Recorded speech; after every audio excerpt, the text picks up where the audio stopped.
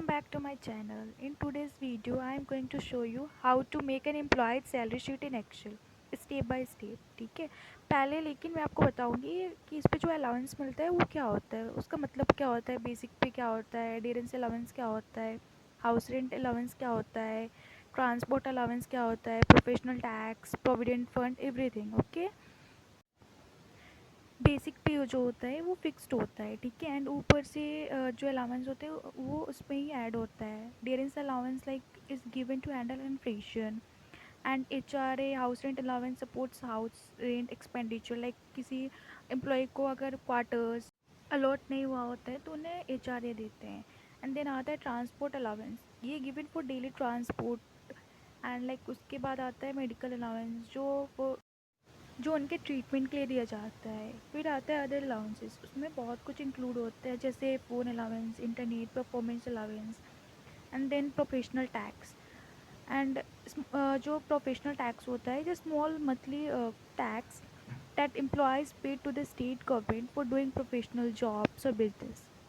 And provident fund भी होता है, ये लाइक डिडक्शन ही है, is a long term saving account. हर मंथ एम्प्लॉय के सैलरी से वो डिडक्ट हो जाता है। देन हम एक्सेल को ओपन करेंगे and I already type the headings like employees name, basic salary, dearness allowance, HRA, medical allowance, HRA, medical allowance, professional tax, gross salary, net salary, and round off. Now, if your text is going outside the cell or not properly visible, you can simply come to the top and double click on the column border. This will automatically adjust the column width. And after that आप यहाँ से sales को select करके वहाँ से मर्ज कर सकते हो। देन यहाँ हेडिंग के लिए आप एम्प्लॉय सैलरी सीट लिख सकते हो। आपने जो एम्प्लॉय सैलरी सीट लिखी है उसका आप साइज चेंज कर सकते हो अपने अकॉर्डिंग, बोल्ड कर सकते हो जिस कलर में चाहिए, फ़ॉन्ट चेंज कर सकते हो। I've filled some basic data here like this name and basic salary of employees. Now I will show you how to calculate each allowance and deduction. Okay, first मैं आपको मैंने बताती हूँ यहाँ डी ए डेरेंस 24% अलाउंस लिया है को तो इंटू कैसे ट्वेंटी फोर निकालते हैं। परसेंट फर्स्ट उसके बाद लाइक एंटर ये कर बेसिक दो सैलरी पे तो ये कैलकुलेट DA आ होता है। जाएगा। आपको एंड यहाँ से आप कोई ड्रैग भी फॉर्मूला करोगे लिखने से इसको पहले सेलेक्ट आपको करके तो बाकी का भी इक्वल का DA साइन निकल देना होगा जाएगा। उससे। देन इक्वल का साइन, बेसिक सैलरी। देन आता है HRA। HRA लाइक ये भी बेसिक सैलरी पे निकलता है। तो पहले हम इक्वल का साइन देंगे, देन बेसिक सैलरी को सिलेक्ट करेंगे इंटू 12%, इंटर करेंगे, इसको भी ड्रैग करेंगे तो हमारा HRA भी आ जाएगा।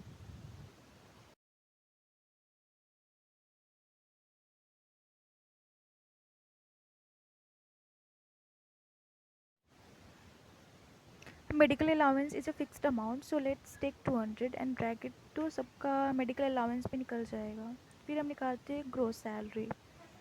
ग्रोथ सैलरी जो होता है वो उसका भी एक फार्मूला होता है। पहले इक्वल का साइन देंगे, फिर सम, देन जो बेसिक सैलरी है, DA है, HRA है, मेडिकल अलाउंस है, वो सबको सिलेक्ट करेंगे और जो भी ब्रैकेट है उसको क्लोज कर देंगे, इंटर कर देंगे तो हमारा ग्रोथ सैलरी आ जाएगा। और हम ड्रैग करेंगे तो बाकी का भी सैलरी निकल जाएगा, बाकी जो एम्प्लॉय उनका भी ग्रोथ सैलरी निकल जाएगा। जो प्लस का शाइन है वहीं से आप ड्रैग कर सकते हो। अब आता है प्रोफेशनल टैक्स, ये भी फिक्स होता है तो हमने इसका भी 200 ही लिया है। तो पहले आप 200 टाइप करो यहाँ पे एंड देन आप वहाँ पे जो प्लस आइकन है वहाँ से जाके ड्रैग कर दो तो बाकी एम्प्लॉय का भी प्रोफेशनल टैक्स आ जाएगा। फिर आता है ये डिडक्शन है, ये माइनस होगा जो ग्रोस सैलरी है उसमें से। एंड देन आता है प्रोविडेंट फंड। तो प्रोविडेंट फंड हमने 8% लिया है तो इसको पहले इक्वल का साइन देंगे हम। देन जो हमारा ग्रोस सैलरी है उसको सिलेक्ट करेंगे, इंटू करेंगे 8% एंड इंटर कर देंगे तो ये हमारा जो प्रोविडेंट फंड है वो भी आ जाएगा। और जैसे मैंने आपको बताया है कि जो प्लस का आइकन है वहाँ से आप अगर सेलेक्ट करके ड्रैग करते हो तो अदर एम्प्लॉयज़ का भी PF निकल जाएगा। अब हम निकालेंगे नेट सैलरी। तो नेट सैलरी के लिए पहले जो इक्वल का साइन देंगे, जो ग्रोथ सैलरी है उसको सिलेक्ट करेंगे माइनस, फिर ब्रैकेट देंगे, जो हमारा प्रोफेशनल टैक्स है उसमें फिर प्लस करेंगे प्रोविडेंट फंड से एंड ब्रैकेट को क्लोज करके एंटर प्रेस कर देंगे तो हमारा नेट सैलरी आ जाएगा। और ड्रैग करेंगे तो हमारा अदर एम्प्लॉयज़ का भी नेट सैलरी आ जाएगा। जैसे मैंने यहाँ पे किया है, आप देख सकते हो। फिर हम राउंड ऑफ करेंगे। ऐसा होता है ना सम टाइम, कभी कभी सैलरी डेसिमल में हो जाता है, तो हमें एग्जैक्ट वैल्यू निकालनी होती है, तो हम राउंड ऑफ का यूज़ करते हैं।